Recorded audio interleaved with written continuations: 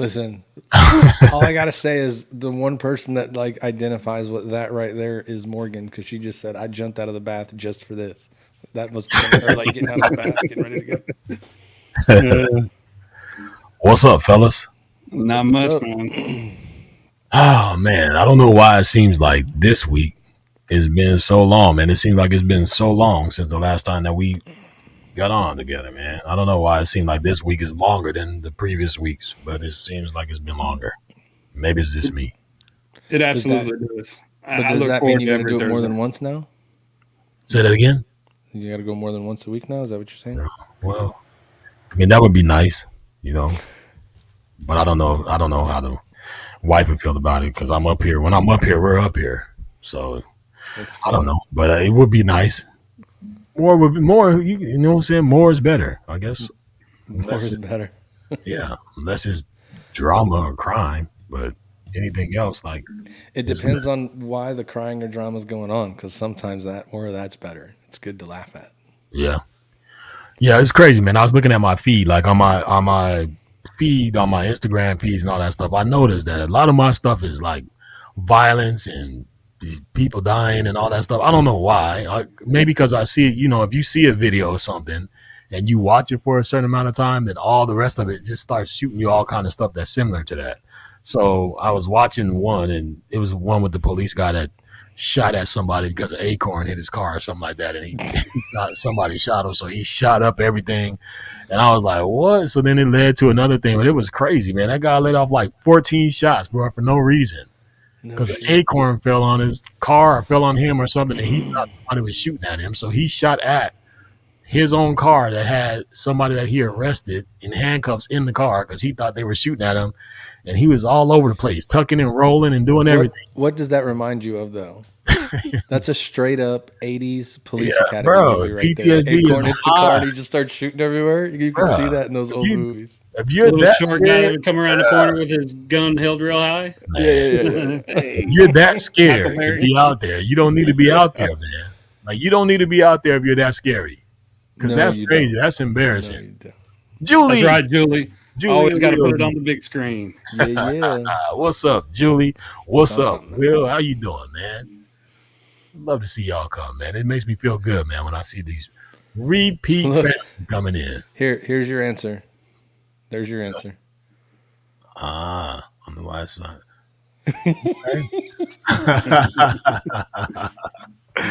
Dude, I think every time I talk to Willis, he's either just finished with or about to do a podcast. Man, Will's busy. He's busy. He's texted me, hit me up a couple times. I'm like, man, by the time I realized I'm late, one. And then two is like, man, so much other stuff is going on. So I'm going to make time, because Will's going to hit me up and I'm going to get on this podcast with him and co-host with him. Yeah. So what's going to happen is you're going to see the Homefront Network. That's coming next. Okay. It's got to come. Yeah, I need like an early warning, man, so I can move time for it. Because when I catch it last minute, when I see it, I'm always late looking at my phone anyway. So you guys know that, Matt. You already know how I am with that. Because I'm not one of those people that like stuck to my phone. So like I can have my phone to be downstairs and I can be upstairs totally doing something, and I come downstairs and I'm like, oh man, I done missed all of this stuff. For sure. And then you call like 2 or 3 days later and you're like, you went to jail? But like, doesn't matter now.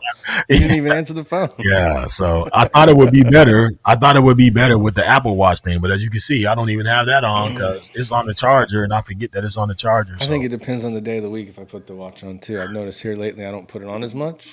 Yeah. But, So where's Al, man? He's missing. So Al's taking care of some family issues. His daughter's sick, so he's home with her, and then his wife's got some business to take care of. I think she's going out of town. So well, you know that his daughter's the queen anyway. Mm-hmm. The world stops when the queen talks. Yeah, I thought it was a day after Valentine's Day, and maybe she put it on him so bad he couldn't work today. But we can only hope that. I mean, he talks all that good stuff, and I'm pretty sure. Or you think he's got a couple black eyes because he didn't do anything for Valentine's Day, and that's why I didn't come on? I don't know. Yeah, I don't know. His ankles are swollen. She hung him upside down by them boots he bought. Those expensive boots, brother. That's funny. Yeah. Well, Al, if you're listening, if you're out here, bro, we miss you, man. But we know you got stuff to do. We know, we know you're hurt. We know she put it on you, and it's okay. We're all family. And if you We'll let need you to call slide. us and talk about it, we're here for you, brother. Yeah. Absolutely. Yeah. So what we got going on for today, fellas? Oh, well, you know what? Hold on, stop. We just started talking. Hey, Will, what's going on? This is the Triple Threat Vet Podcast. You're in here live with my man TY, my man Matt Johnson. Al's not in, but he's here in spirit. I just want to say to you guys, welcome in. Thank you for watching. Thank you for listening wherever you are at. If you are here today again, you have done exactly what I asked you to do last week. You got your ass up and you got there and you're here. So that means you didn't give up. And because you didn't give up, let's celebrate life today for you. I'm happy that you're here. On behalf of everybody, we thank you for all that you guys do for us by listening to our foolishness and being here with us. So we appreciate you. If you're out there on Facebook land, if you're out there in Spotify land, Apple Music, wherever you are, we love you. We with you. So welcome in, everybody. I didn't want to say that. Yeah. Well, I mean, when you say it like that, you might as well get into the meat of what's going on today, right? Well, what's going on, brother? Well, I mean, we get to talk to another veteran podcaster today, somebody we've talked to a few times. We've done a couple things with. Yeah. Very active in his community and doing his thing. He's actually, I believe, Ty, he's up in your old stomping grounds, is he not? He is a Fort Campbell guy. He'll probably be able to sing the Fort Campbell division song. We may put him on the spot. I'm sure he and I could do a nice duet since I'm a Fort Campbell guy myself. I'm sure I got some Fort Campbell shit around here somewhere. But yeah, hey, somebody shouted out my signal flag. Hell yeah, I was a 25 uniform for about most of my career, and then I also had a bunch of identifiers and an EWO MOS. So, what was your favorite identifier? I got to know. I mean, 2 Bravo, right? Air assault. Oh, thank God that's the identifier you went with. Right. Oh, yeah, I got you. Oh, man, this is going to be fun tonight. Oh, there he is. Identify as a sailor? Just saying. Yeah. Nah. I'm Army until I die. Oh. Well, good luck with that. Left out the window. That shit's over, man. So good luck. Well, I tell you what, I think we should bring our man in. He is he is an Army veteran. Yes, He still didn't get enough of that, so he decides to work with the Army every day now as a civilian. Okay. He's a podcast host. He's been a podcast host, I think, for a couple years. Runs an amazing show called the MisFit Nation. He's always a regular on the tip of the spear. We were lucky to get introduced to him from Willis over in Kentucky as well, and we just like to bring in our friend Rich LaMonica today to come in and say hello. My man Rich is in the building. What's up? Yeah.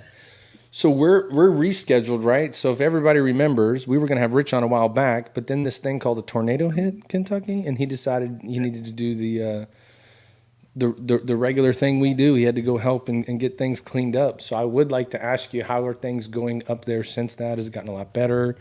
How's it going for you up there? It's going much better up there. Now that FEMA came in and they weeded out I like to say, the people that think they need help but really weren't even involved and they wanted to get money. We weeded them out, and they're helping the people that truly need the help, those who lost everything, their homes, lost cars, lost businesses. A whole strip mall was taken out. A dead blast right into the strip mall. The people working in the pizza place there, they hid in the freezer, and they were stuck in there until first responders could break them out of the freezer. But they're all getting the help they need now. Repairs are going slowly but surely as insurance plus FEMA are involved. Wow. You never know what's going to happen with those, man. Those natural disasters come, they hit, and then you start watching the news the next day, and most of the time people are like, dang, that happened yesterday? And then you see the TV and you're like, holy shit. Like, that was like 5 minutes of noise, and it created all that destruction. So good on you for helping up there, man. I know that everybody appreciates it, and I know that they're better off for having you up there for sure. Rich, Something I like to do. Yeah. so question with that. So like, just from what I've seen, when things like that happen, like natural disasters, tornadoes and hurricanes and stuff like that, it's crazy to see how the community comes together. Like, you know what I mean? Is that something that you witnessed going through that time? Was it that the community got together and everybody went went out and tried to help and do all they can to make sure everybody was good, or did you see people were so devastated that they couldn't function? I think in the first part, everyone came out. I was cleaning up this one block. I think the day after, and I was out there with a chainsaw gang, and we're bringing food to people that were working. There was a woman out there working, and I said, "Hey, do you want one of these plates while we're working? You can take a break." And she said, "No, I got to keep working. This is my house you're cleaning right here, and I got to get to my neighbor's house to help them clean theirs out." So Wow. her house was destroyed, and she was out there helping us, and she didn't want her neighborhood until everyone's stuff was safe and secure. And that was every block we went. Wow. Yeah, that's a lot like Harvey down in Houston happened the same way. And then I'm lucky. I go through hurricanes, Rich. I don't deal with tornadoes. So I did Katrina, I did Harvey.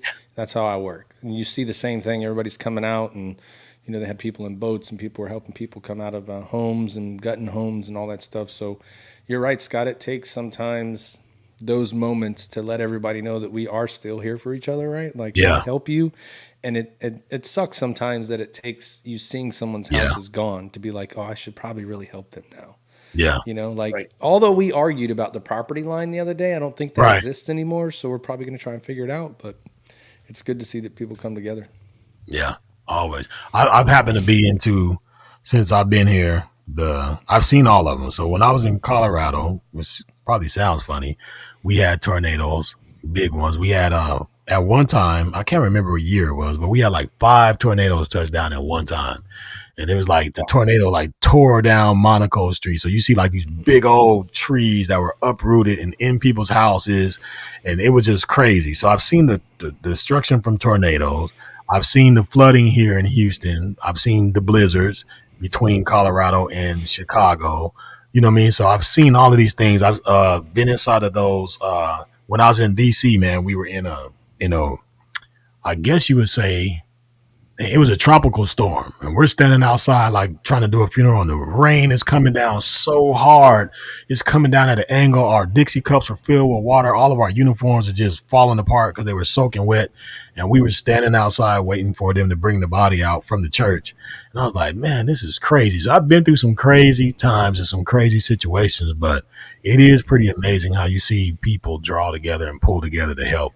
And I know me and Ty talked a little bit today about how people are separated, racisms and stuff like that. But there comes a point in time, man, that stuff doesn't matter. And I think in the beginning of the time, it didn't matter. It's just that people got into their own ways and all that. But that's here nor there. We're going to talk about something else. But I did want to just have that question on how is it when you're in that moment? How does that feel when people pull together and just are so willing to help each other out? I think that's just a natural thing for people. Yep. Definitely. Yep. I seen it in the aftermath of Harvey. I was supposed to move to Houston just before Harvey. I was there looking at houses, and I was about to make my decision when Harvey hit, and that made me make my decision not to live there.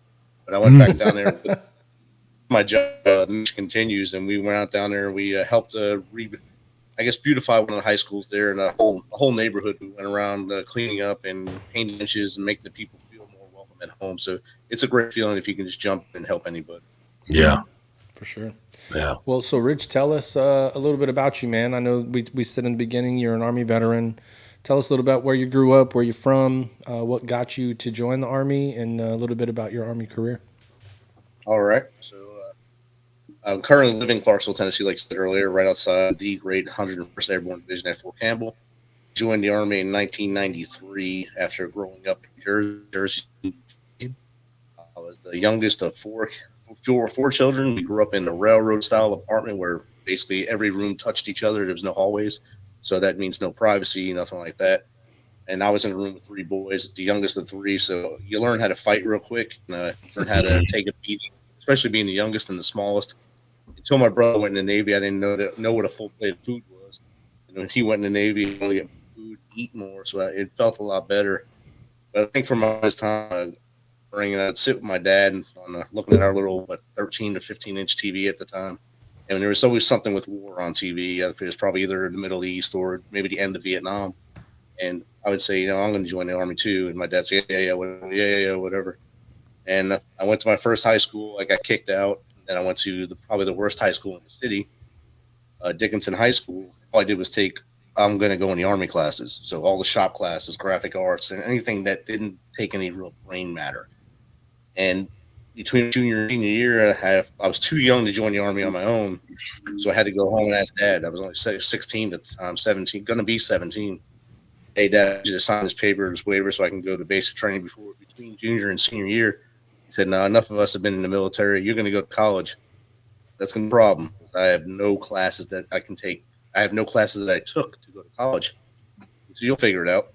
So I went and signed up for 3 maths, 2 sciences, an extra English so I can get all the right prerequisites to go to college. Somehow I got all that done, passed the SATs. I got into college, went to Burke College in New York for a year. Then I transferred to St. Peter's College in Jersey City, played football for 2 years. And then I decided that college wasn't for me at all. I'm old enough now. I'm going to the Army. So you said I'm surprised that you didn't do the whole switcheroo. Have just sign the paper, go in anyway. Be like, I'll show you. I'm going to be good to go. No, I took you actually went to college. Yep. I played college football for 2 years, and I had a blast playing college football. And I walked on, and that was my out. Instead of studying as much as I could, I was hitting people. So good. Yeah, that was awesome. Yeah, that's crazy. So Army, when you joined the Army, what did you join as? What was your MOS? What'd you do? Chemical operations specialist. So holy shit, chemical operations specialist. All the gas chamber stuff. We train guys like Todd to put their mask on so they survive on the modern airland battlefield if chemical weapons were used. I did that the whole career, all 22 years. I was chemical operations. So it's something I guess I loved and I had a great time doing. That was the guy that we always hoped never had to actually apply the skills that they learned. We hope they never had to use those skills. Yeah. The extent I remember that when I was in the Bs, we would go to field exercise and they would always, we had on our little trainer shit and we're standing in the woods and they would simulate a gas attack, right? Remember those M214 kicks where you pop the pills and then it shows all the colors?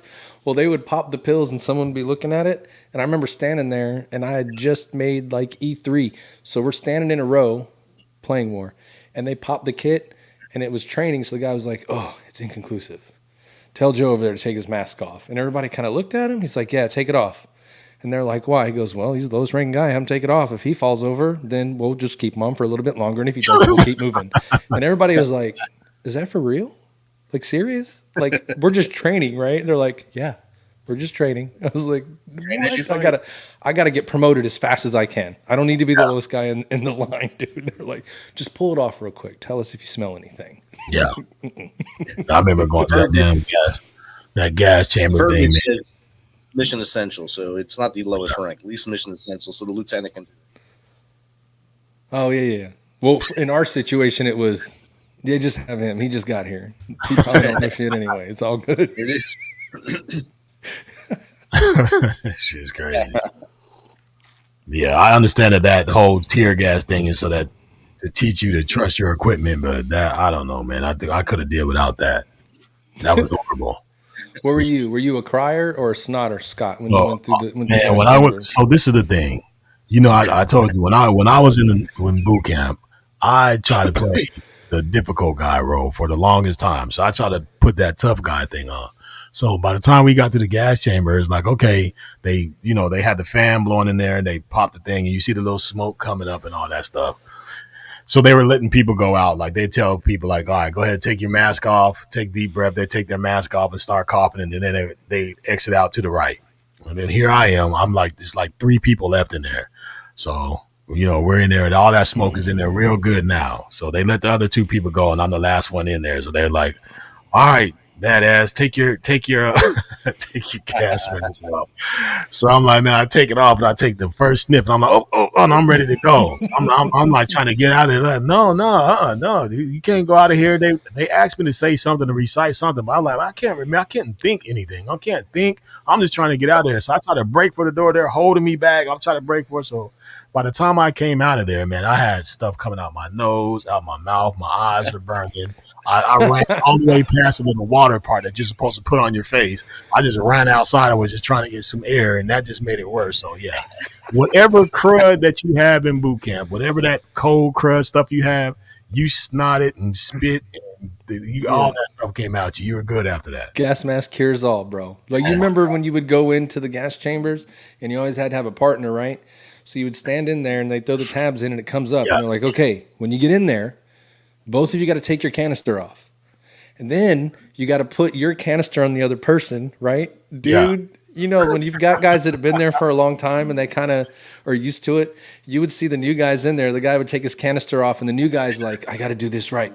Screws that guy's canister on super fast. And then the guy that's been around for a while just stands and waits. And he starts like touching the mask like he can't get it on. And that dude starts freaking out and they're like, oh, he's not staying still. Oh, man. And then I learned really quick, don't joke around when you're in stuff like that because you get so much trouble when you walk out. Yeah. But then at lunch, everybody's like, man, you look like you were freaking out really bad. And that guy's talking shit about, he wouldn't put the thing on. I thought I was going to. They're like, it's just like CS gas. It's all right. It's not going to kill you. And he's like, but I know he didn't do it right. And they're all mad. And you're like, oh, goodness gracious.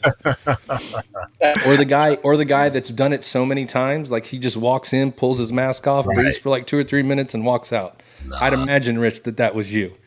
You walk in like, this ain't no big deal. Less than 6 months in, I was able to walk in, and there's always, Ty can tell you, there's always 2 rooms. One is usually the fake one's a room, and I was doing it was a finance unit. I was helping them. I went in there with nothing on. I was standing in there, and I said, all right, just walk in. This will help test your mask. And they came in. I said, just take your mask off. You'll feel fine. Everything, you're not going to smell anything. And the one girl right away, I smell it. I'm going to die. I said, you don't smell anything. And then they took it off. All of them, they ran into each other. They're trying to run out, and then of course, almost everyone in the Army at that time, out the exit door was a tree. So the first person out would always hit that tree. Bam, they're on the ground, and the other ones trip over, and I would just sit there and laugh.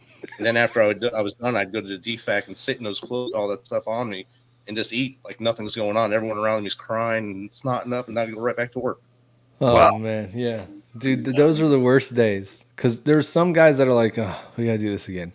But then there's other guys that you could just tell it was not their favorite thing to do. Because the moment you're like, all right, next week, we got to do our recalls for the gas chamber. There's a whole bunch of people, like the whole day, they're in the... You're like, bro, are you all right? Yeah, I'm good. You're like, they're just thinking about it. Next week, what's going to go wrong with my stuff? It's not going to work. I'm going to smell it. Dude, it was so great. Like, those are the things you remember. The things that put people through the most uncomfort and pain are the things that you laughed at the most. Like, it was crazy. It was so good. That's great. Rick can probably relay this as well, but the amount of training that we did, we would have training cycles to where we were going to the range, going to the NBC range. What was the number NBC range that you're talking about with the tree? Because I think I remember it, but I was never 41, one that ran out. 41. Okay, yeah, it's out by the Mark 19 range. Yeah, right. Yeah. Okay. Yeah, but the training we did. What years were you at Fort Campbell? The first time, 96 to 99, then 2013, and then 2 days in 2015 to retire. Okay, so we had an NBC specialist. He was his last name was Iglinski. He ended up going SF, I think, but so he may not have been in the regular Army for a while. But he would mess with all of us when he took us to the chamber. It's like he would. I don't know if you could put extra on there to make it stronger. I have no idea what the delusion is, but oh my gosh, it was terrible. You put hot sauce on the fire. It's good. Oh yeah, we had another NBC specialist named Specialist Brayboy that taught me how to make the hot sauce with the MRE stuff. Little bombs. Yeah, bomb. Yeah. That's crazy. That's cool, man. Classes were taught in school. Probably shouldn't say that on a podcast. I'm sorry. I'm just joking. Say what? What are you talking about? Exactly. Our MOS, we had to go to a live nerve agent chamber for AIT and then BNOP and ANOP. All 3 times there was someone pulling someone's mask off, messing around in it. This is live nerve agent you're messing around in and doing the same thing you do in the CS chamber. So it's just a mindset of incredibly nuts that go together into the NBC. Yeah. So then how many people walk out of the door after that and go, it's not real nerve agent. There's no way. They wouldn't let us pull each other's mask off. It was real, right, guys? We're like, it was real. Every sense is going. 10 years later, right? Yeah. 10 So years you later. did Since we had a lawsuit before, Yeah. So you did 22 and a half, you got out. So Yeah. I know from a couple things that I've seen you on. So you did a couple things before you're doing what you do now. Right. Talk a little bit about transition out of the military for you and then what got you into the current job you're in. Okay. So in 2015, June, I got out, and I thought since all the people before me that retired, I would have a job. I'd fall into it, it'd be easy peasy, everything would be awesome. I'd get this GS job. I'd be sitting, getting fat, having to double tip from the government until I finally decided to hang for good.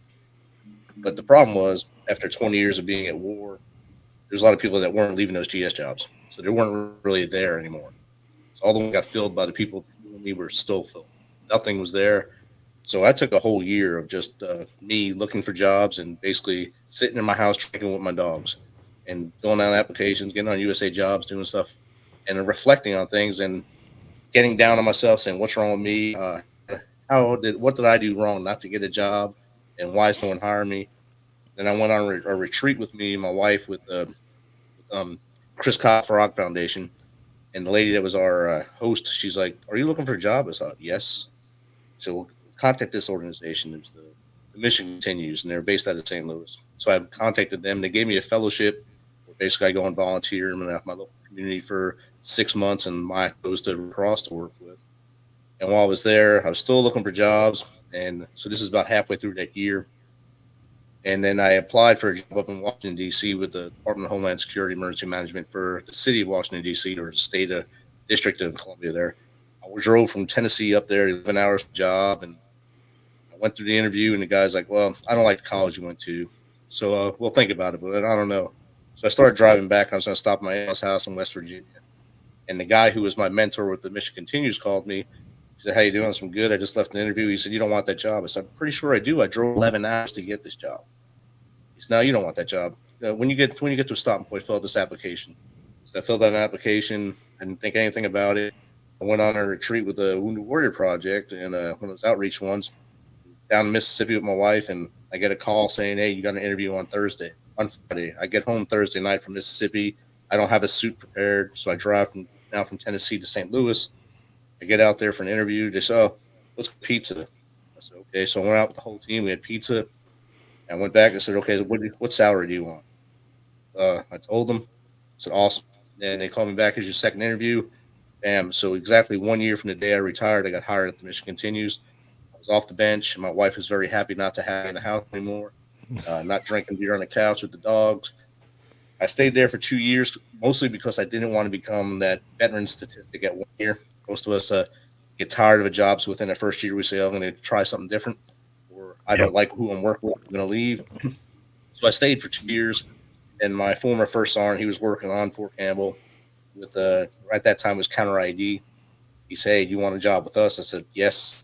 So he said, "Here, fill this out." I filled out the application. They had me come in. I did the interview. I was the only one that showed up in a suit for this one. And then I flew to Georgia to watch Georgia play Austin P or destroy Austin P in football. Before I Hey. landed, I already had a job. I already had a job offer. So I had a great weekend. I hung out in Athens, came back. I accepted the job offer. And I've been working there now for 5 years, almost 5 years now. And I went from doing intelligence to now I teach emerging threat of counter UAS, so shooting down drones. Wow. Oh, that's cool. Shooting That down sounds drones. You cool, can man. do That's that? so cool.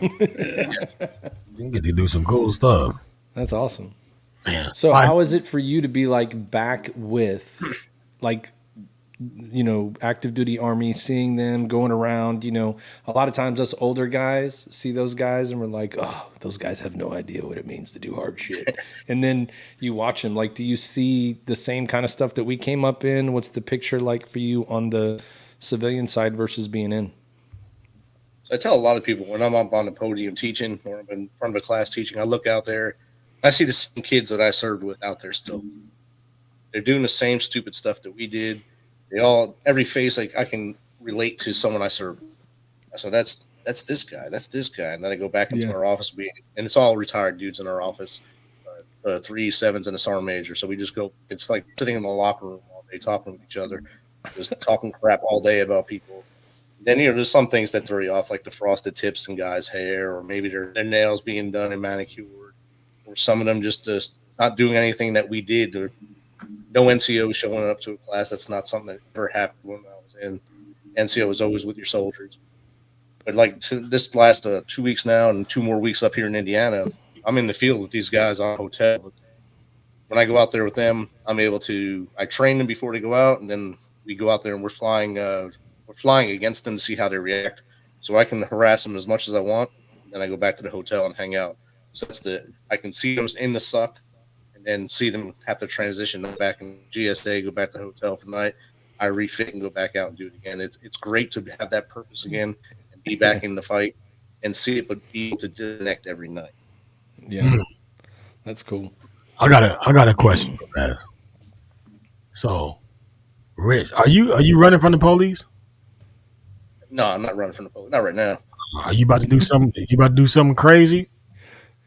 He's in the dark, man. I'm just watching. I'm like, man, he's in the dark room. He's in the dark, man. His lights all on. I'm like, man, one or two things about to happen. Hey, that's that hotel light quality right there, bro. He's running from the police. He don't want nobody to see him. I see your microphone. I just see the silhouette. I'm like, man, I don't know. I'm about to scared, man. Like I'm not just wondering. I just got to make sure. You know what I mean? I was going to just that's say, funny. Look, Morgan Cash is laughing because Rich went, not right now. Maybe after the podcast. Yeah, not right now. I'm just saying. I got it. One's knocking right now. Yeah, every movie that I've seen with this thing right here is something bad happens when somebody's in the dark room. You know, it's dark. They got their headsets on in there. They're like, okay, so ladies and gentlemen, it's going to be. Yeah, but we can't see all the stuff he's looking at right now because you don't know that he's already flying drones around their tents and like aggravating them, and it's all from right there in his room. I got a counter once in a while, so I lose control. Yeah. All right, we got that clear. I know funny. People might have thought it, but I got to say it. I'm looking around. I'm trying to see if I see any flashing lights on the other side of the blinds. Like, yeah, he's definitely, you're outside waiting for him. He's definitely, this is going to be the last podcast. But you're good. We're good. Well, I think that's a good transition point. Ty, what do you think? We pay the bills real quick, then we can come back and talk about the MisFit Nation, what you got going on this year, things that are going up in the future. Yeah, absolutely. We'll pay some bills, and then I want to get back. We're gonna have to do a duet of the division song. I can't wait. Get ready to groove to the electrifying sounds of DJ Royal T, the maestro of mixing who knows how to turn any event into an unforgettable dance sensation. Royalty Entertainment is here to bring you the ultimate musical experience straight from the ones and twos in your ears and through your body to activate them dancing shoes. Get ready to sweat, party, and have a good time while your DJ needs are being blazed by none other than me, DJ Royal T. I have spent years crafting together a DJ entertainment empire that promises a customized blend of musical tracks, mix and mastery, and top quality sound, all while providing a vibrant ambiance to accommodate any of your DJ needs. Royalty Entertainment Services is your premier one-stop shop for top-tier musical entertainment and is hosted by yours truly. For more information, reservations, and booking, feel free to look around the website at godjroyalty.com. I am DJ Royalty, and this has been another Royalty Entertainment production. Yeah.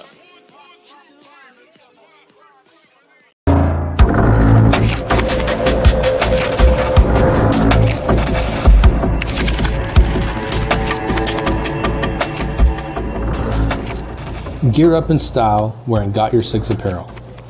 Every purchase makes a difference. It's more than just clothing, it's a statement of gratitude.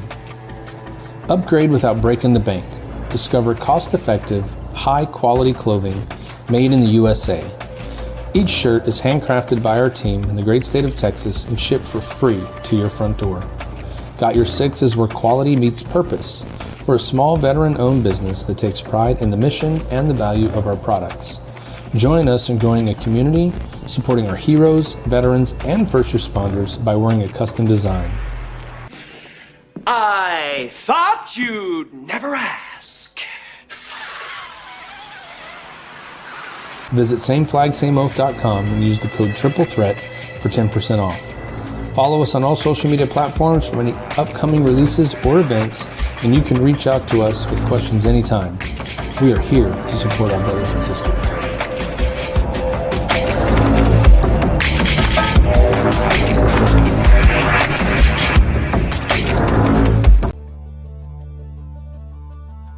Hey guys, Mac Birdie here. As rates are dropping, if you purchased your house a year and a half ago and your rate is over 7% using your VA home loan, give me a call today, fill out my quick form on our website. We will get you into Earl interest rate reduction refinance loan. I will save you 2 months of mortgage payments and then get you a lower payment after that. Best part about this whole program is just for the VA home loan. And after 7 months of payments, 210 days, we can do it again as rates continue to drop. Give us a call, veteranmortgagesolutions.com. Go to my website, fill out my quick form. If your rates are over the 7%, we'll get you into Earl and save you money today. And 2 monthly payments you will not have to pay. Have a great day, everyone. God bless.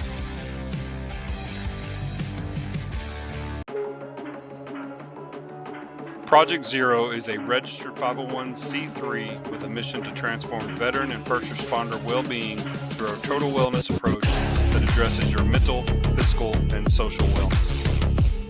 We're still reflecting on a powerful year of impact with Project Zero. In 2023, we proudly served 198 first and frontline responders, military veterans, and their families through our transformative mental health programs, our outdoor programs, and our fitness programs. Find out more on our website, projectzero.com. Just get out there. Just get out there. So, Hey, I'm real wearing quick. the Easy Day shirt today. There you go. I'm wearing the new design there. How you like that? And then we've got our old-fashioned friend in the building. Oh yeah, I got to get that old fashioned. I don't have one of those. Yeah. So, real quick. So, we've been sending shirts out to all of our guests. So if you've been a guest, you're going to get a shirt. It's come in. Some of them, are getting there and arriving. But I did just get a message from one of our guests, our friends, Christian Stover, out in Florida. He got a shirt. He said he loves it. But more important than that, his daughter just got accepted into Florida State University tonight. So congratulations, Bella. Glad to see that you're going to be a Knoll. There'll be another Knoll in the family. And congrats to you guys. I know you're proud. Yes, Yeah, absolutely. Congratulations. Yeah. Yeah. I wanted to say real quick too before we bring Rich back on. I wanted to shout out his crew. So I watched his podcast tonight beforehand. He had a legendary consultant on, Mr. Shelton, I believe. I asked a question over the show, and I said that was an EWO. So basically, made fun of me and told me I was stupid for being an IT guy. But this guy right here that he had on his show, man, he was amazing. And I'm definitely going to call him tomorrow. But the whole crew there, Raymond, Samantha, Jake, and Steven, I love the way they kind of gel together and they do their marketing. They have Jake Holland is the resident hillbilly. I can identify with that being from Kentucky myself. So just shout out to the MisFit Nation for all the good work they're doing. Appreciate you very much. And it's an honor to be with you on the tip of the spear, by the way. Yeah. Go Bella. Yeah. All right, let's bring Rich back on. I got a couple questions for him. Yeah, I heard Rich say that he was watching Georgia beat up on Austin Peay. So now that my son is going to be going there, that's going to be a personal thing for me, man.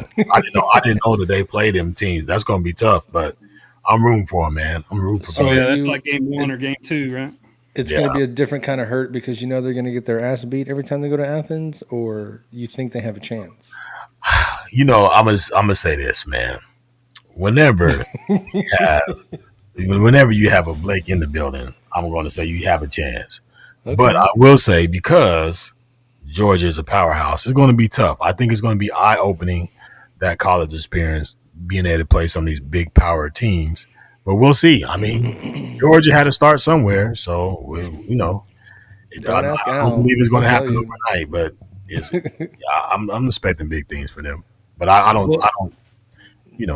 Hey, we'll see what happens. Yeah, absolutely. Think about it this way: crazier things have happened, but either way, every time they go to Georgia, when they come back home, Austin Peay is going to have a very nice weight room here, a very nice spa over here, right, a very nice hot tub over here. They're going to be getting paid to get that ass whooping. Yeah, for sure. Yeah, absolutely. That's why a lot of those teams say they do it now. They're like, oh, the payday's worth the beating. It's all good, and we're on TV. Our kids get to go home and tell their mom and dad they're on ESPN. Absolutely. All good. So, Ty, are we doing this? We're doing this duet or what? I'm ready. I want to hear it. Yeah. Let me. I got about a million things written down here, so I got to do this before I forget because I've forgotten for like the last 3 weeks. So Rick Ames is a guy that he's a musician, he's a poet, he writes poetry for us.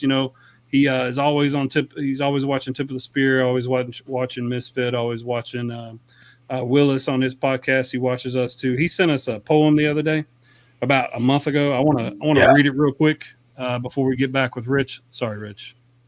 You're another podcaster, brother. You're one of us. All right. You want to read this, Scott, since your voice is so good? Let me see how I can see it from here, man.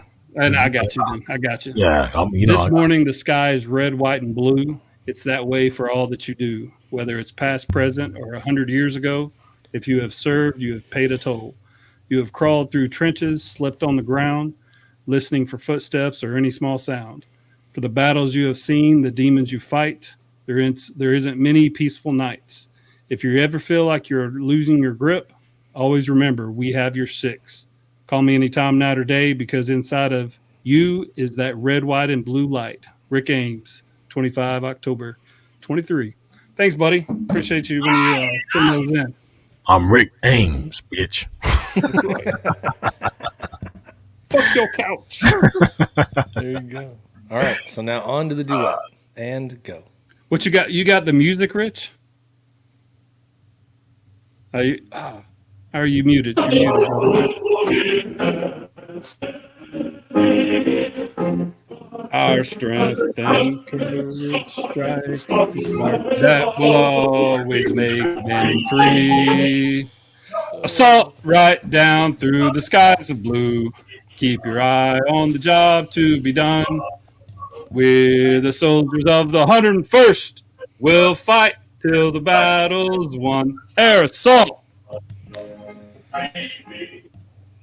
That's almost like the moment where you watch your kids in junior high tap dancing, singing, and you're like, they're doing so good. I couldn't hear it in my headphones. Hey, turn me up in the headphones. Turn me up in the headphones. I'll get it right this take. I don't even think you need to have the headphones turned up. I think you did just fine. Like, you just went right into it. Yeah. I couldn't hear the music.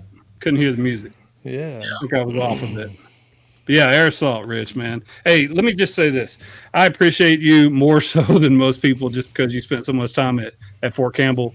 But I will tell you, I love the podcast today. I love what we're doing with the Tip of the Spear. So just real quickly, tell me what that means to you. You mentioned getting back into the fight.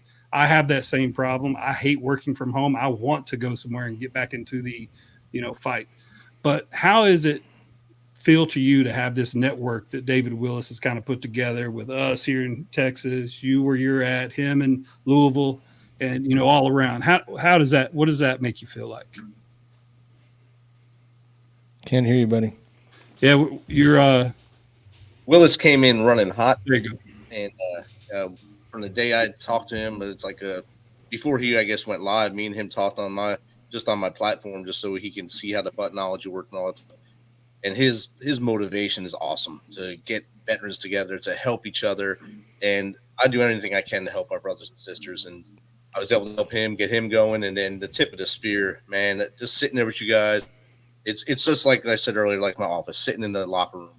But now we're talking live. We're talking about veterans issues. We're talking about issues in our communities. And we're able to show that we can think alike and find that solution with going to the retard button and doing stuff like that.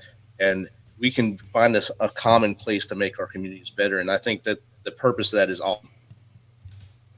Yeah. Shout out to David Willis, man.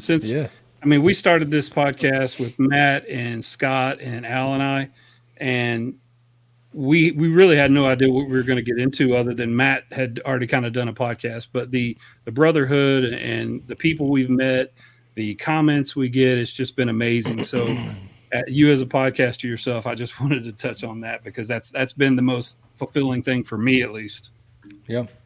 And how long have you been doing yours, Rich? How long has the MisFit Nation been going on? For a while, I know. This is the fourth season, so the fourth year. I end my seasons the end of December, and I start in December. I start in January for the first episode of the next season, nice. Episode 367. I just recorded tonight. Wow. That's pretty awesome. You said, what was it? Season what? I'm season 4 now. Season 4. Wow. 367. That's a big number. Yeah, man. Yeah.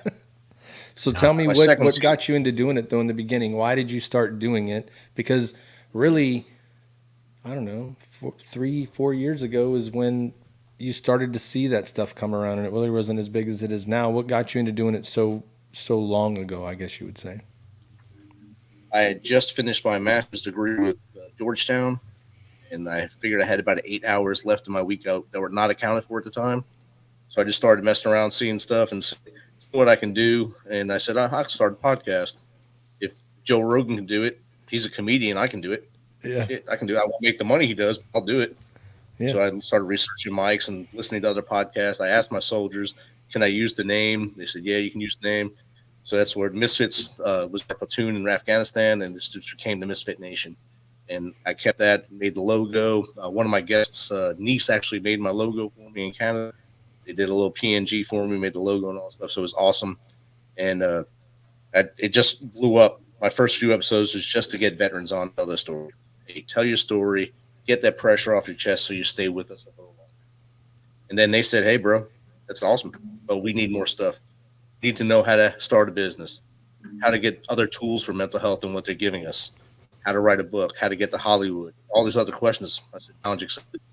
So I went on these pod match, and I put my guest form on there, and they flow to me. I get 3 or 4 requests to come on the show a day. And I'm at a point now where I can just push people and say, I really don't want you right now because I don't have room, but maybe at a later date. Wow. Whew. You got that many people reaching out. That means you're making a difference. I mean, doing it for 4 years, you're that guy that started the trend there. So I appreciate that. I've listened to the show. You have so many people that come on that can give insightful information to help people in anything they're doing. So I think a lot of us start this to go, we're going to help veterans. We want them to know the avenues and the resources they're going to get. But you find out really quick, though, you're helping more than that. Like, everybody can use the same advice, right? Like, we're targeting the veterans because we know the struggle. You brought it up earlier, Rich. Like, I got out. I'm looking for a job. What's wrong with me? I can't find a job. I did all this stuff, and everybody says I'm so great, but nobody wants to hire me. I don't understand. And then you find out after that we're not the only ones that go through that, right? Other people do.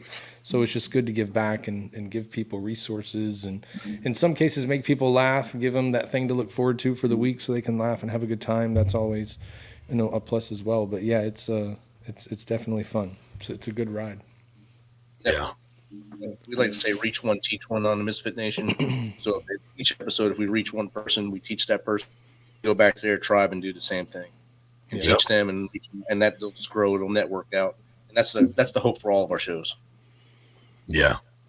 Nice. I love Absolutely. it. So what's the plan for this year? Where do you see your show going? What are you trying to get it to? What's like a goal of yours to get to? I know that, we talk to each other on this show a lot, and it's like, what's the goal? We're still figuring that out, if you guys don't know. But we're trying to figure out where to go next, right? So I know with you doing as long as you have, is there like a direction you're going? Is there something you're trying to target, something you're trying to attain? How can we help you? I'm still trying to get a big name guest, I guess, but without them, I'm still doing well. Like Rocco Vargas, he blew me off, but he talks to people. But I emailed him, we were emailing back and forth, and then he just went ghost on me. So he's on my file on the side there. So if he reaches out to me, I'll get back to you now.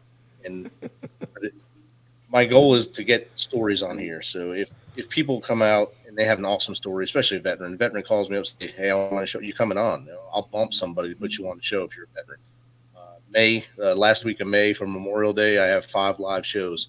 Each night is a different veteran or Gold Star family member comes on and tells us about their person, the person that they lost, and shares their story. So their name is set in and their story stays with us forever. And that's the main goal of MisFit Nation for this year.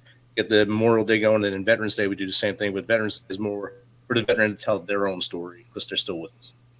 Yeah. That's amazing. We did a short little thing with the VFW last year when we lost one of our longtime members that had held every position at the VFW. He was a Marine, David Holloway. So we did that just so we could say his name. He died, his wife died, his daughter moved to Mexico afterwards, and but we still say his name just so we can remember him. You know, fucking air assault, man. I appreciate that, brother. I didn't know that, but I appreciate that very much. Yeah. Mm-hmm. Yep. The only way not to forget is to continue to talk about them, right? That's That's how you make sure that everything that they did and everything that they were about stays there forever, right?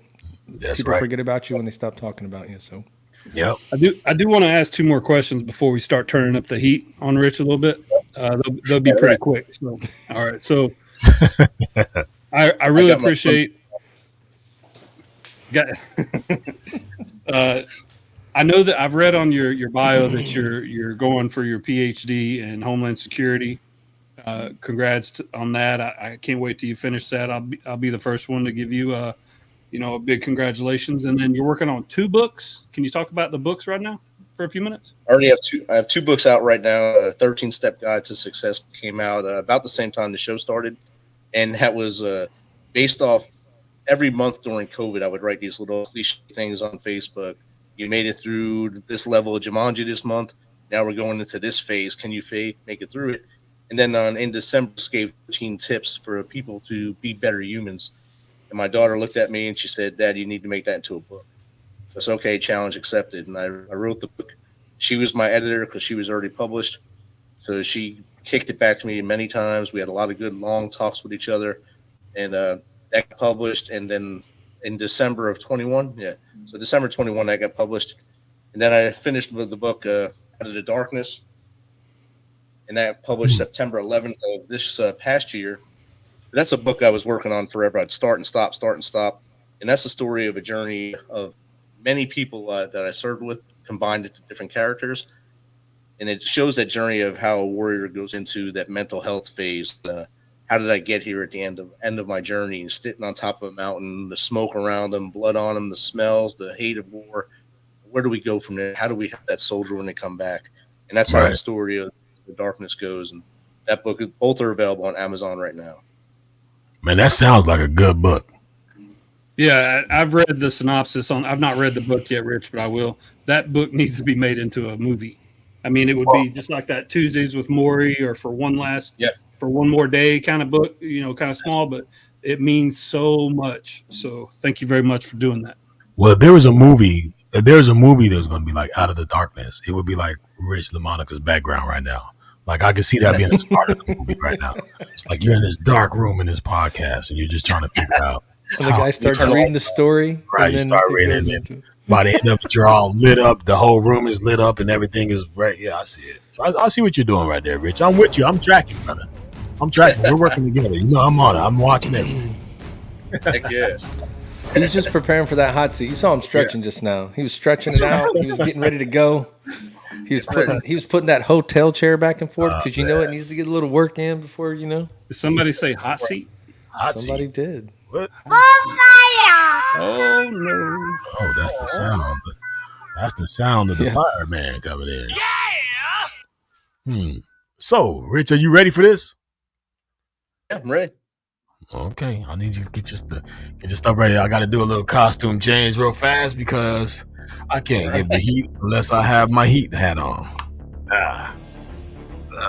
Okay, here we go. Switch it up there. Now I'm ready. All right. Ladies and gentlemen, this is the DJ Royalty Hot Seat Moment. I am here with my man, Rich LaMonica, in the building. This is the Triple Pet Podcast. If you don't know, you will know soon. We are now going to go into the session that we call the Hot Seat. I will be giving my man 10 questions. 10 questions. It doesn't matter what kind of order they go, how they go. Some you might have heard before, some you may have not. I'm pretty much going to tell you if you haven't heard some of these. I prepare these as I talk to the guests, so they're just kind of like on the spot. So here we go. We're here with my man, Rich. Rich, you ready? Ready to go. All right, here we go. In your opinion, what is the biggest issue in the world today? Communications. People do not talk to each other. They talk to keyboards. You need to look people in the eyes and talk to people, and that solve a lot of our problems. Besides hiding behind a keyboard, get outside, look up 3 inches, and you'll find a whole new world and love life again. Oh, man, I like it. My man, Rich, what is your biggest pet peeve?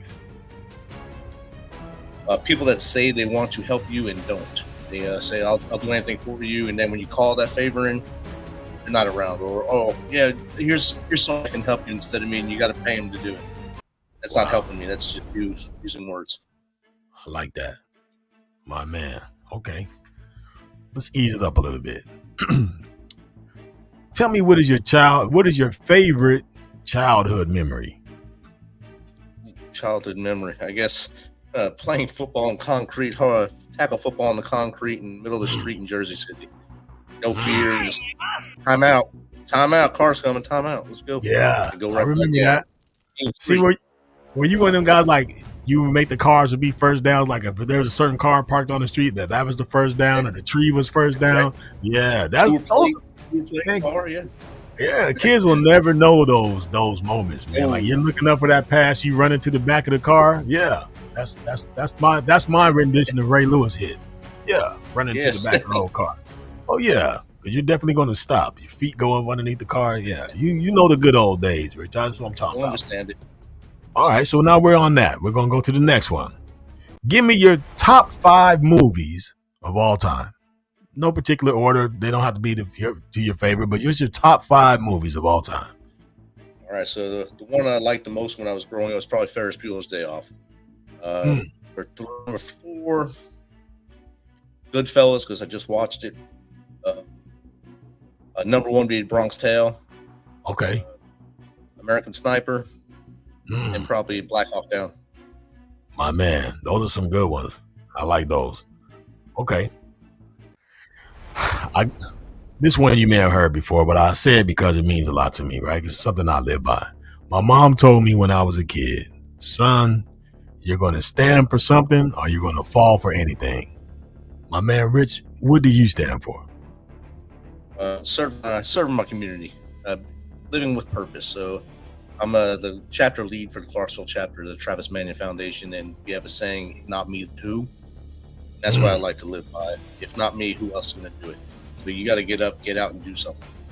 Yeah! I like it. Okay. So tell me this then. What is your biggest fear? Hitting a kid with my car. That's my biggest fear. So I don't want to be the person that causes a call to go to someone's mom and dad. I did something stupid. Right.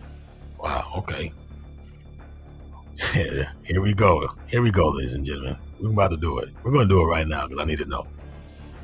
All right, Rich. You got one choice. Who's better? I'm not going to say for whatever reason, but in your mind, who is better? Prince or Michael Jackson? Prince, 100%. Yeah! You said Purple Rain? Purple Madness. Purple Madness. Yep. Okay. So blouses. What you're telling me right now is blouses. It's what it sounds like. It's blouses. I need to get that sound bite of blouses. Okay.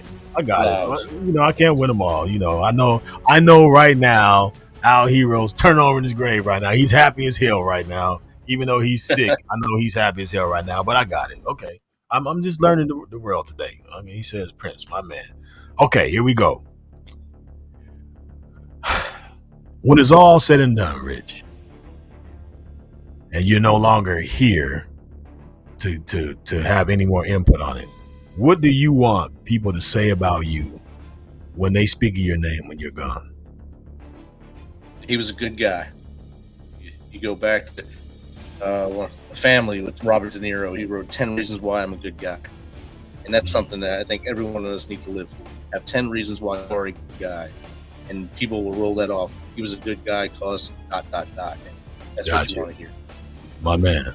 All right. This is my last hot seat question. But this one right here is going to be really hot seat because this is one I had to think about. This is a special one for you. All right, Rick. Here you go. You wake up naked, butt naked, in a place that you're not familiar at. You don't know how you got there. You don't know what the means were. You just woke up and you realize that you're away from home. Your butt starts naked in a place that you don't know. What are the first 5 thoughts that come to your mind? I guess 1, what the hell happened? 2, where are my friends that I was with last night at the bar? 3, how do I get out of here? 4, what happened to my clothes? 5, I got to find a better group of friends.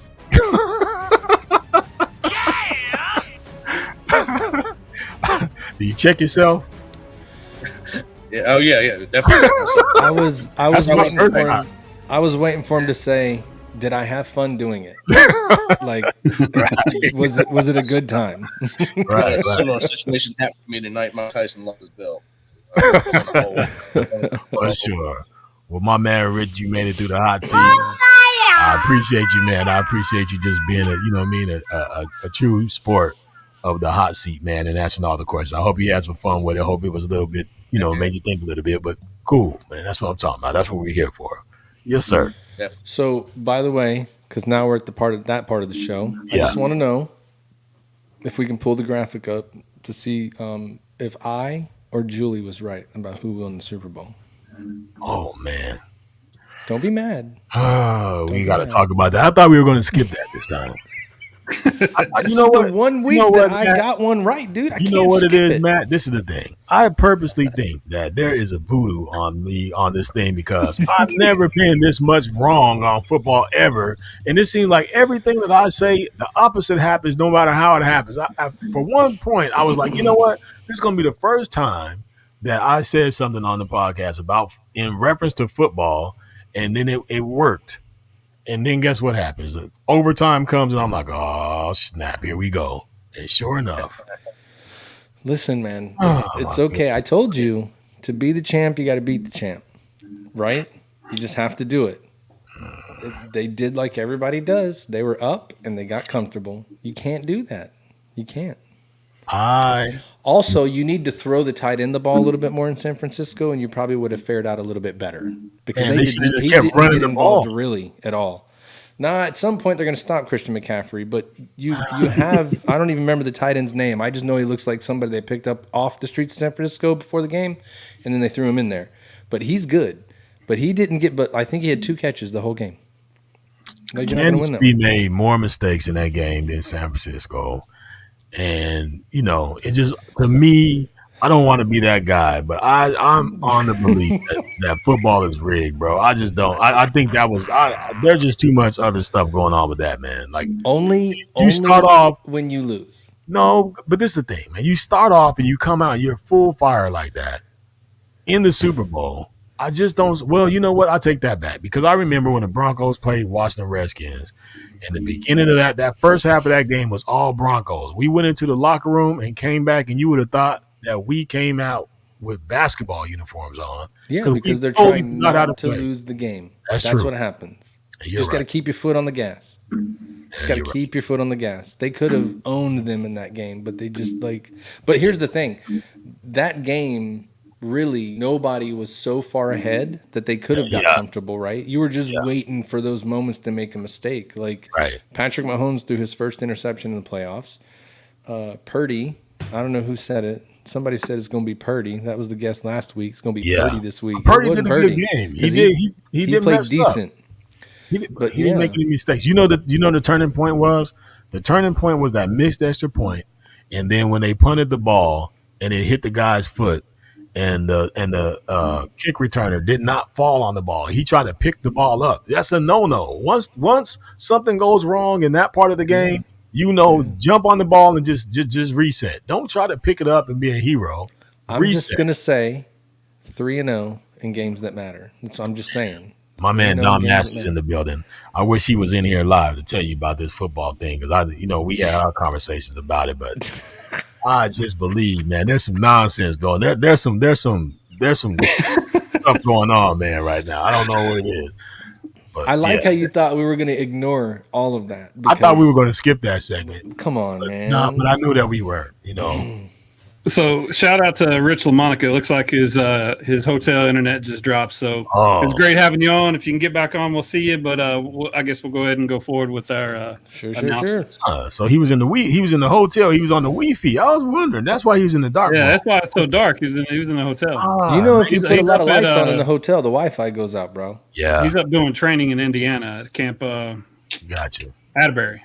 Shout out to my man Rich LaMonica. He's a good guy, man. Good guy. Yeah, absolutely. Great guest. American way. American man. Good, clean, wholesome American man. That's what we're talking about. Yeah, but me and Don was talking about this, man. I'm telling you right now, something's going on with this NFL stuff, man. I don't want to call it the Taylor Swift show, but it was going on. Something was going on there. Alicia Keys was cracking in her vocals. And Usher's about to get in trouble by Swiss Beats from the unnecessary hug from the back. But the show was great. I heard one of the ladies fell off the stage and jacked herself up. I didn't see it. They must have edited They that. slipped in Usher's sweat when they fell off the stage is what happened. But he was somebody got launched in the air too. And shit, Usher was in there. Somebody got launched up in the air. Really? Yeah, somebody got launched up in the air like 10 feet. One of the dancers. You could see him like Pat McAfee showed it on his podcast. Yeah. Wow. Yeah, they didn't make the rest of the show. Wow. Yeah, he has some stuff there he going is. on. There he is. Going on there. He's back. Okay. They didn't make the rest of the show. Man. There he is. There he is. Going on there. He's back. Okay. They didn't make the rest of the show. We got feedback there, Rich. A little bit. I gotta go. There we go. And so Kevin Cash says we need to make the podcast longer, do multiple a week. We may start doing some extra derivatives of Triple Threat Vet podcast. I may have one where I do something called Tie Talks. Blake may have one, Blake being Blake. Matt's had a podcast for years, and you know Al likes to be funny as hell all the time. We're branching out. We're just trying to figure out how to do it and manage it with our other jobs. So this is the deal. This is the deal I'm going to make with the viewers that want us to come on more and longer. I'll tell you what. I'll give you tick for tack. Just a little bit. That's who I am. If everybody who's on here gets 10 people to watch our podcast or be a part of our podcast, and we can up our number. Where are we at right now, Ty? Where are we at? We're somewhere over 2,000 on Facebook, about 8,000 or about 6,000 total. I think. All right. So when we get to 4, we're gonna make this landmark. When we get to 4, we're gonna go 2 times a week. We're gonna double. You heard it here first. You heard it here first. We're gonna double it up Tuesdays and Thursdays for y'all. That's a deal. So I need y'all I'm gonna need y'all help. You know what I mean? So I'm gonna need you guys' help, and then we're gonna help y'all. We're gonna make a commitment to you. You make a commitment to us. That's how we do it. We're working, baby. We absolutely did not talk about this beforehand, so this is happening in real time. So I'm with it though. I'm definitely for that. It gets me real. It's invigorating to hear Rich talk about it and hear you just got to get out the door and all that kind of thing and all the stop being a keyboard warrior stuff, and that brings me right to this. Renee's gonna kick your butt. You're right. Well, but you know what? For y'all, I'm willing to take that butt kicking. I just have to do some making up on the other side of it. I'm gonna have to take out some time to make sure I give the wifey some extra time to give y'all some extra time. So there's a lot of moving parts, but that's what I'm saying. At least Will knows what I'm going through right now. So that's the reason why. But I can make this happen. If you can make it happen, we all can make change. That's right. Just like Rich says, reach one, teach one. I mean, if we have more shows, then we'll be able to reach more people. I'm sure we're going to have each other on the shows anyway. So, yeah, absolutely. That brings me to this, though. I want to mention Project Zero, Kyle Shudik. If you're a veteran and you want to get out and do CrossFit, you're in the Houston area, give this guy a call. If you want to go and do some overlanding, this stuff is absolutely free for the veteran. Contact them today. Go out and do some shark fishing. I want to do it. Go out and do some overlanding. Go out and do some camping. Just be out in nature. Get your ass out of the office and stop messing with the keyboard. And scan this QR code and let's get this mental health shit going, man. Yeah, we're talking about success stories around here. Uh-oh. Speaking of success stories, one little quick thing that I didn't mention to the guys earlier. This is Dr. LaShondra Jones. She's a U.S. Marine Corps veteran. This is the Houston Military Affairs Ball. So this is all the people in Houston, military. Hey, check it out. Let's all support this event. This information is on our website, on our Facebook. So click it, get into it. Let's see what's going on there. All right. You seen it. My wife said, that's a tall order, Mr. Blake, meaning that. Ooh-wee. Yeah. So I'm letting y'all know now. Here, you heard it from me first. If we get there, then I'm going to make it happen. That means I got to do extra stuff to make the wife happy and extra stuff to make you happy. So we got to be committed, y'all. So I'm ramping it up. Look, Julie said, take Willis with you. He's been super annoying this week. Yeah, that's right. Oh, man. That's so funny. We love you guys, man. This is fun. Like I said, this doesn't feel like work. This is man, I feel like it's our calling to do. Is to reach out. We just want to find ways that we can reach out better to you guys and have conversations that are going to be meaningful, that you guys can take away from and get something from. That's our goal. So we're piecing this thing together. You guys are with us. We're doing this as family. So we're all open for any kind of insight or whatever. We're here for all of it, man. We're learning as we go along. When you think about it, right, the best thing you can do. You guys watch us live on Thursday. I'll tell you what, we were talking before the show. We put it on all of the platforms for you to listen. It's on Spotify, Apple, Amazon, everywhere. And there's definite growth every week on this podcast. Like, go onto these, follow it, share it.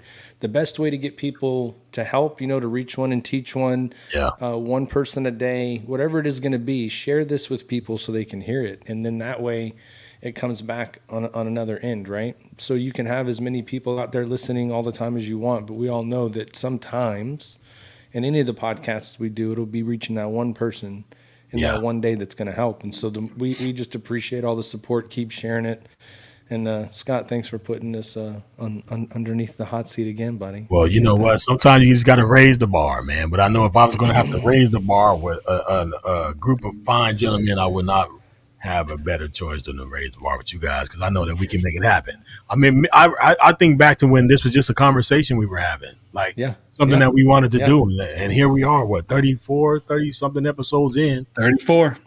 And we're still moving. So, hey, we started off, man, with like 7 people. We got like 2,000 and something. I know there's podcasts that have millions and Shay and all that kind of stuff like that. We aren't that, but we are genuine people who are just trying to make a difference and trying to motivate and keep people inspired and keep people moving forward. That is our goal. However we're going to do it, at some point we're going to get there.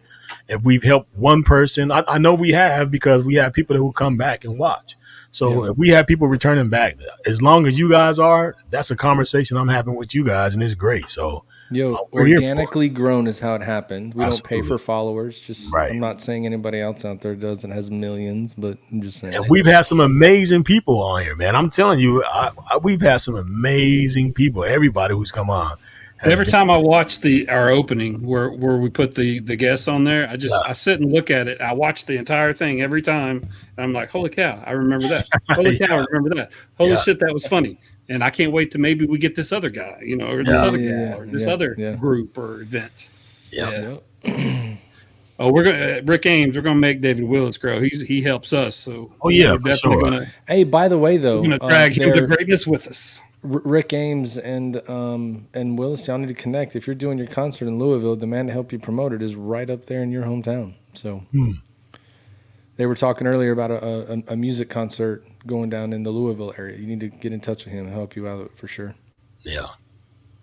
So I know we had came off a little bit because the internet that went out, but I wanted to ask my man Rich, is there anything that you wanted to say, man, or any shots out that you want to give to people, or any information that you feel that you need to put out since you're here and you have us? Because we came here for you, and we want to make sure that you get out everything that you wanted to too, man. So the floor is yours, my brother. I appreciate that. Your followers are welcome to come to the MisFit Nation, become the MisFit Nation followers though at misfitnation.com or on every platform. We go live Sundays, Tuesdays, and Thursdays at 7 p.m. Central, 8 Eastern, and 6 at other time zone in the Centrals and the mountains and stuff. We have great guests. Try to get as many veterans as possible on there, but continue to support Triple Threat. Continue to support all the veteran activities, and help us help you, so we can, if you have ideas you want them to put on or me to put on, let us know, and we will definitely get those ideas out there and tell them, get that information out so the world can hear it and we can more people. Absolutely. I think he get a yeah. But Ty, I had the Chiefs too. Huh? I had the Chiefs too, so I won this week. Yeah, man. I see he's holding this slide up for like a long time. Like I know why he's No, No, I got distracted. My computer wasn't working. No, So, yeah, no. so It the worked Chiefs- just fine. It worked just hit, fine. Yeah. I can take a hint, man. I know what's Yeah, going we on. know. At least he tried to put them in somewhat alphabetical order. Yeah. I just like him For because of real, the dude? name. Yeah, there's the records. I mean, not that it matters or anything. I was 11-2 over the playoffs. You know, it's all Not good. you like how Ty does that. Not that it really matters or anything, but I was It's not a 11 and big 2. deal. You guys suck. See you next year. I'm Good used luck. to being really good at picking sports, so it's all They're good. solid. So nothing's really changed. Scott's the solid, only one right. that's in no man's land right now. Is that what you're saying? Well, I mean, It's I going don't want to go back to it for a third time, but yeah, here's the records for the playoffs. Hey, I'm good with that. I finished that. I improved significantly over the regular season. But I tell you what, see, I'm always about a good comeback story. So I'm like being that because as this goes on, you're going to see I'm going to be back on the top. Cream rises to the top, brother. You know what I mean? But it's got to start somewhere. I'm just getting poured into the cup right now. So as I get poured into the cup, you just see it going in. But you'll see me come up to the top. It's going to happen. Go. I'm excited for all of our upcoming guests, but I am especially excited for this man. This man played.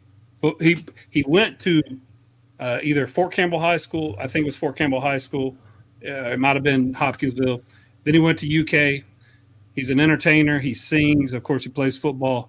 Played for the Patriots. No big deal. Played for the Patriots. Yeah, safety for the NFL. No big deal. And then what did he do? He wanted an upgrade in his life, so he joined the Navy. So There you go. I cannot wait to have this man on. This is going to be so fun. Yeah. Yeah, that's dope. Very excited for that guy. I mean, I'm excited for all the guests, but I mean, he's a Kentucky guy, so of course I'm a little bit more excited for him. Yeah. I noticed that all the pictures were UK football, singing national anthems. Yeah, I stalked the shit You out of snuck, him today you on snuck social one media. Navy photo in there, but made sure that the Well, there's UK not was many loud Navy and proud. photos. Yeah, tell him to send me some. Al, get your boy to send me some Navy photos. I'll update the show. Yeah. That's right. Most importantly, he did play for the Wildcats. Oh, okay. Kentucky it is. That's right. Hey man, shout out to the girls college basketball. I don't know if people are watching that, but them girls have been balling, man.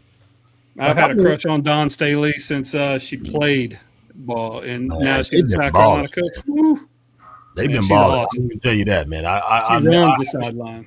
haven't really normally been a big fan of like girls college basketball, but here recently, man, I've been watching like these highlights, man. Them girls have been balling.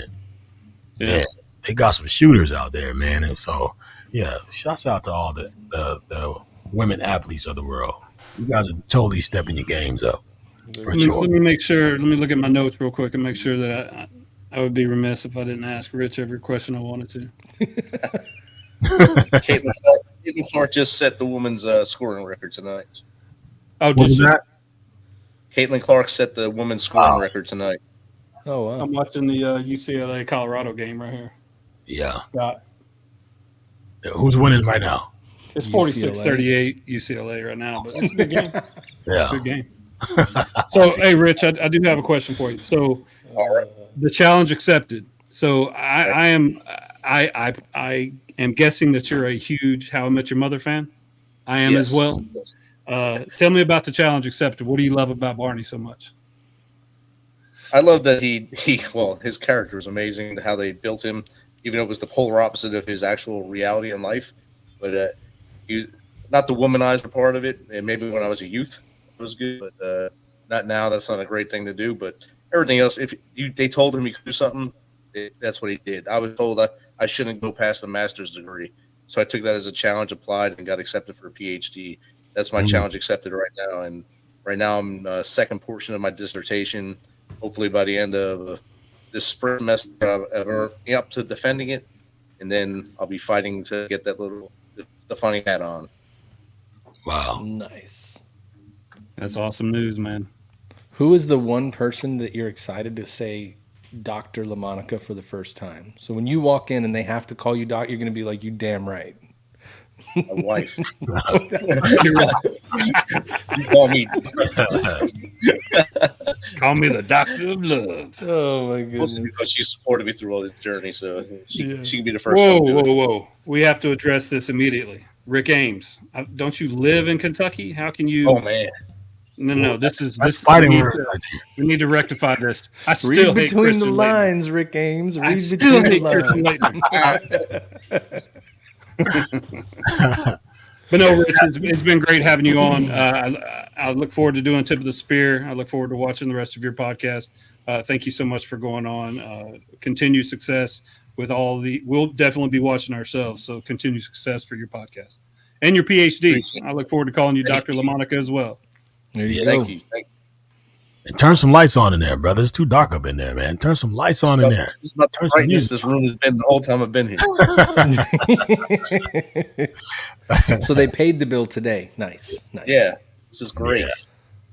Oh man. Yeah, well, I thought Al might have popped in, but Al must be feeling pretty bad. So lazy. Yeah, I was trying to kind of stall, but Yeah, it's all right. You know, sometimes he's got to do what he's got to do. You got to take care of his business. How you got to take care of his business. You know. Definitely. all right, Rich. We will holler at you soon, buddy. Thank you so much for coming on. Appreciate y'all. Have a good one. Appreciate you, brother. Have a good one, brother. Yeah, Well, that was pretty freaking awesome. yeah. Yeah. As always, you know, when is it ever not? I also hate Christian Laettner still. That's right. You're my girl, Julie. I watched that documentary about Duke and Christian Laettner. Dude, that was the I didn't realize so many people hated him. And it's not it's just ridiculous. It runs you deep. hated him. So let me tell you a real quick funny story. So I'll tell you two. So I was born in Corbin, Kentucky. Naturally, I'm a huge Kentucky fan. In 1985 or 86, in order to go to the Final Four, Kentucky was playing LSU. So Kentucky, because of Don Redden with the LSU Tigers, Kentucky lost this game. LSU went to the Final Four. UK did not. My father, Carl Trosper, Marine, picked up our TV, one of those 25-inch TVs that's on the floor, right? Boob Picked up tubes. the TV. Yeah, one of those. Threw it down our split-level house. Threw it down the stairs. Busted everywhere. Messed up the staircase. Okay, so that's the level. And my brothers Todd and Toby can attest to this. That's the level of fanship that we have. We're some angry, fucking violent military men when it comes to defending Kentucky. So, all right, last thing I'll say about Christian Laettner. I was at my wife Sarah's house when I was in high school, and Sean Woods hit the running shot to make Kentucky go up by one, and then they did not front the out-of-bounds guy, Grant Hill, and he threw the ball to Christian Laettner. Of course, they lost. I was the happiest I could possibly be in my life about a sporting event at that time when Sean Woods hit the shot, and then when Christian Laettner hit his shot. It was literally the worst day of my sporting life. I sat and cried on her driveway for probably 2 hours. Wow. And I'm And not she ashamed to still say it. married you, so that says a lot, bro. Redemption story. However many years later, I meet up with my buddy John Sandlin in Maysville, Kentucky, and he's like, "Hey, we're gonna go play golf." I ended up getting to play golf with Darren Feldhaus, doing off-track betting and all that kind of stuff. Whenever Darren Feldhaus is the guy that was guarding Christian Laettner, he played for UK, or he was actually standing near him. They should have fronted Christian Laettner in Grant Hill. Anyway, Did you give him shit? hell no, we cried together. We got drunk and cried together. I'm like, nice job guarding him, bro. No, I Way to did not go. say that. He's about 6'8". I didn't say anything bad to him. You couldn't jump higher. I You're was already just like, 6'8", man, bro. it sucks, bro. It sucks. I understand. You're like up here, like Anyway, patting that his had back. nothing to do with veterans, but Yeah. other than me, yeah. That's funny. Yeah. Well, fellas, That's about all I got. comes a time in every man's life where he has to say goodbye to a few things. Sad as it may be, but it is that time. This is the Triple Threat Vet Podcast. I am your man, DJ Royalty. You have been entertained today by my man, Matt Johnson, along with my man, Ty, and my man, Rich LaMonica was in the building today. Hope you guys had a good time. Hope you guys got something out of it. And I hope you guys come back. I made a pact. You bring them in, and they come and watch. We will give you more. That is my promise today to you. Today is the 15th of February, the day after Valentine's Day. I hope you guys had a good Valentine's Day. If you didn't have someone else to love, I hope you loved on yourself. If nobody tells you that they love you, I'm going to tell you, I love you. It feels good to say it. Sometimes just say it. You know what I mean? Even if you're down and you're depressed, I'll tell you this. Go to the mirror, look in the mirror, and just say, I love you. I love you, man. Even if you say it to yourself. Because if you love yourself enough to get up and keep going, then you definitely will see a better day. I guarantee it. We've all had bad days. We've all had good days. But you have to love yourself enough to get your ass up and keep on moving. I will tell you, you got one job. That's to get up and keep on trying. Right? That's it. And like my guest said last week, if you're not giving, you're not living. Give yourself another chance. Keep on living. That's my message for you today. DJ Royal T. This is the Triple Threat Bet Podcast. I'm bringing my fellas back in. My man Matt J's in the building. You guys, I tell you, you got it. Look, man, I'm wearing it. I keep it on every day, man. I go to my man's website. I get me some stuff, and my gear is fresh. I stay fresh. Is that what you said to the mirror, Rick Ames? My name is Rick Ames, bitch. Yeah, that's it. So Just I'll spell tell it you. out next time, though. Spell it out. Spell it out. No so I need give for my man, symbols. give my man Matt the mic so he can do what he do. What's up, man? Oh, hold on 1 second though. Kevin wants to see your beautiful eyes, Scott. Who's that? Kevin Cash. Oh, he thinks I got black eyes? He wants to see your beautiful eyes. I didn't say black eyes. Yeah. I wear these shades, man, because, I deal with these migraines, man. So when the light shine on me, it kind of irritates, so I throw my shades on. Yeah, man. There's all kinds of Got Your Six merch is available. Oh, yeah. Go right here. Same flag, same oath. Get yourself some. That old fashioned, easy day, same flag, same oath. It's all available. Yes, It's sir. all available. And it's made with love. I'm going to tell you, I know the people who make these shirts, and I know that every single shirt is made with a touch of love from my man, Matt Johnson, alongside with his wife, Becky, and my people. So I already know the quality is there. I wear it. I support it. I'm with it. I challenge you to do the same. You will not be disappointed. I promise you.